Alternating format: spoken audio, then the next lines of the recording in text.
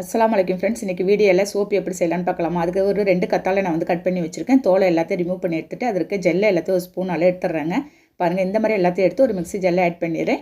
அதுக்கு அடுத்து வந்து நான் வந்து ஒரு பீட்ரூட் எடுத்து வச்சுருக்கேன். அதையும் தோலெல்லாம் கட் பண்ணிவிட்டு எல்லாத்தையும் தண்ணி சேர்க்காத நம்ம வந்து அரைச்சி எடுத்துகிட்டு வந்துடணும். பாருங்கள், இந்த மாதிரி அரைச்சிட்டு எல்லாத்தையும் ஒரு பவுலில் நான் வந்து எல்லாத்தையும் ஃபில்டர் பண்ணி எடுத்துகிட்டு போகிறேங்க. நெக்ஸ்ட்டு அதில் ஒரு ஸ்பூன் நான் வந்து பாதாம் ஆயில் சேர்த்துருக்கேன். விட்டமின் இ கேப்சூல் 1 போட்டுடலாம். போட்டுட்டு எல்லாத்தையும் நல்லா மிக்ஸ் பண்ணிவிட்டு திரும்ப வந்து ஃப்ளேவருக்கோசம் ரோஸ் வாட்டர் கொஞ்சமாக சேர்த்துருக்கேங்க. சேர்த்துட்டு அதை அப்படியே எடுத்து வச்சிடலாம். பியோர் சோப்பு 1 எடுத்துருக்கேன். அதை எல்லாத்தையும் கட் பண்ணி நம்ம வந்து ஒரு சுடுதண்ணியில் போட்டு எல்லாத்தையும் மெல்ட் பண்ணி எடுத்துகிட்டு போகிறேங்க.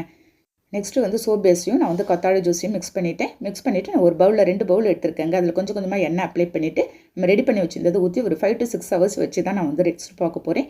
பாருங்கள், நல்லாவே செட் ஆகிடுச்சு. அப்படியே எடுத்து ஒரு பிளேட்டில் ட்ரான்ஸ்ஃபர் பண்ண போகிறேங்க. செம்ம சூப்பராக உங்களுக்கு வந்து சோப்பு வந்துச்சு. இதே மாதிரி நீங்களும் ஒரு டைம் ட்ரை பண்ணி பாருங்கள். நல்லாவும் நுர வந்ததுங்க. பாருங்கள் எவ்வளோ சூப்பராக வந்திருக்குன்னு. ஓகே ஃப்ரெண்ட்ஸ், நீங்களும் ட்ரை பண்ணி பார்த்துட்டு கண்டிப்பாக கமெண்ட் பண்ணுங்கள். வீடியோ பிடிச்சிருந்தா லைக் பண்ணி